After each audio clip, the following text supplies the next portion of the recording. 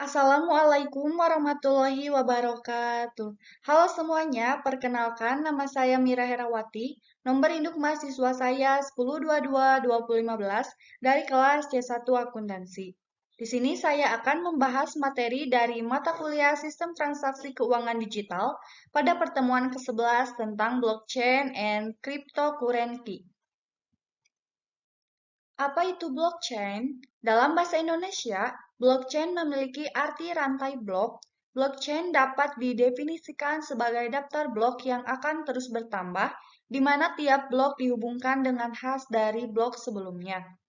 Blockchain merupakan sekumpulan blok yang terhubung dalam sebuah buku besar online. Masing-masing blok berisi satu set transaksi yang sudah terverifikasi secara independen oleh setiap jaringan. Ketika ada transaksi, misalnya antara si A dan si B, A ingin mengirim kripto ke B, dan transaksi ini direpresentasikan secara online sebagai satu set blok. Kemudian blok tersebut disebarkan ke setiap jaringan network yang didesentralisasi. Blockchain adalah suatu sistem penyimpanan transaksi digital. Blockchain akan melakukan pencatatan secara permanen terhadap setiap transaksi yang dilakukan. Sistem tersebut terletak dalam sebuah database publik yang disebut dengan ledger atau buku besar. Buku besar ini bersifat terdistribusi, transaksi disimpan dalam blok dan tersebar di jaringan peer-to-peer di mana setiap node penyimpanan salinan buku besar.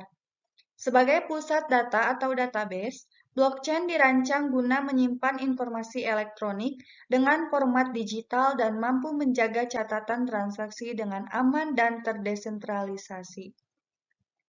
Di sini ada manfaat blockchain.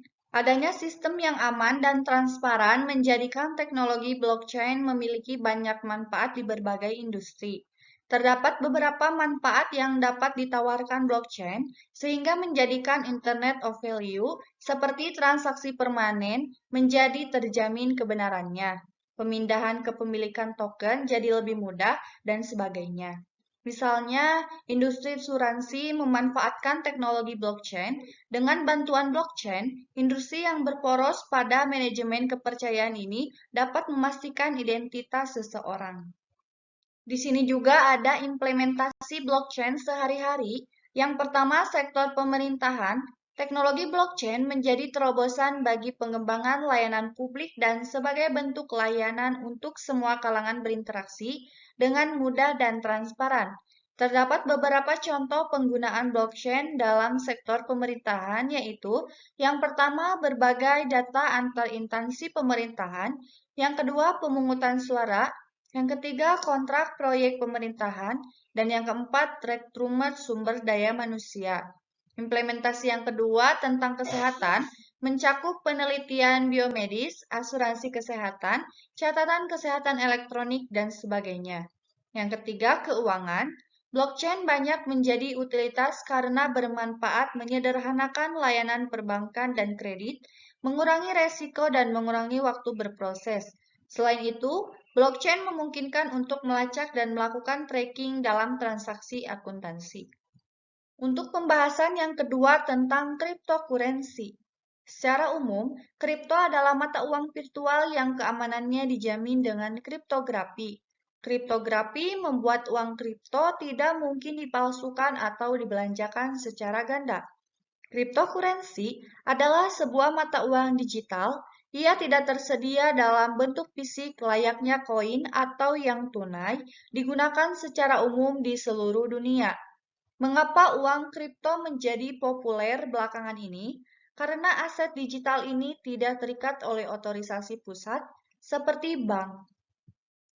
Ada jenis kripto yang populer, ada beberapa jenis mata uang kripto di dunia. Seiring dengan semakin berkembangnya waktu, ada banyak sekali koin-koin kripto yang muncul. Dari sekian banyak uang kripto yang ada, dua yang paling populer adalah Bitcoin dan ETH atau Ethereum.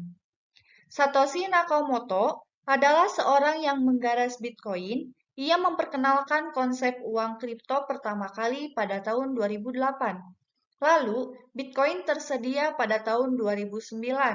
Saat ini, Bitcoin menjadi uang kripto yang paling populer. di mana nilainya terus mengalami fluktuasi hingga sekarang. Ada 6 kripto di Indonesia. Yang pertama, toko kripto menyediakan transaksi menggunakan rupiah, jadi harga kripto yang berlaku global akan langsung dikonversikan dalam rupiah. Yang kedua, Pintu. Platform ini menyediakan berbagai aset kripto yang sudah legal di Indonesia.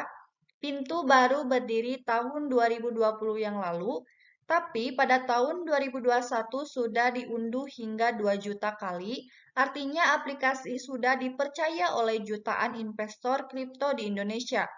Yang ketiga, Indodax merupakan aplikasi pertama yang memberi jasa transaksi kripto di Indonesia, berdiri pada tahun 2014 yang lalu dengan nama Bitcoin Co. ID.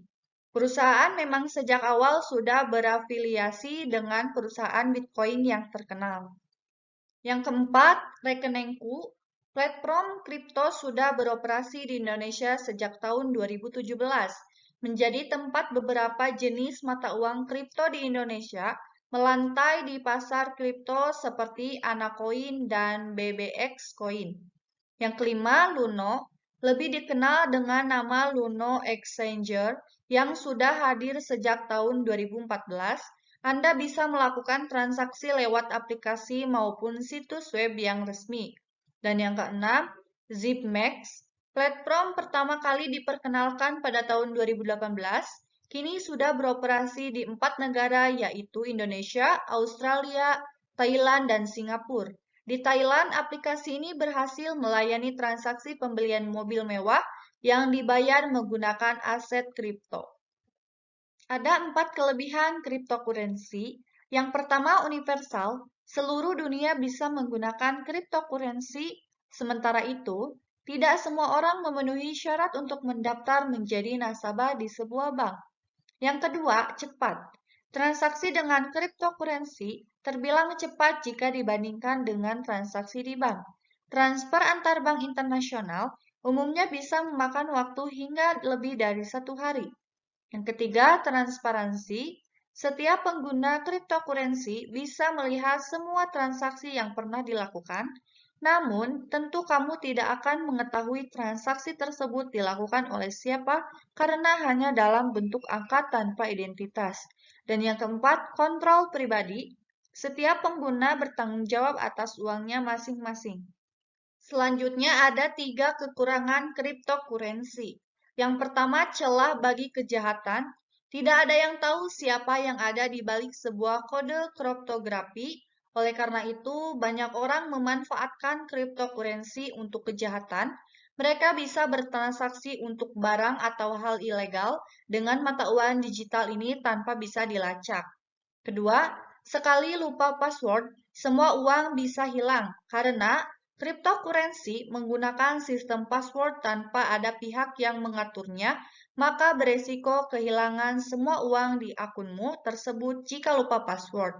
Dan yang ketiga, masih banyak yang menganggapnya ilegal. Banyak negara masih menganggap cryptocurrency ilegal dan tidak berlaku untuk transaksi jual beli di negaranya. Sekian dari saya, mohon maaf bila ada kata-kata yang kurang jelas. Terima kasih. Wassalamualaikum warahmatullahi wabarakatuh.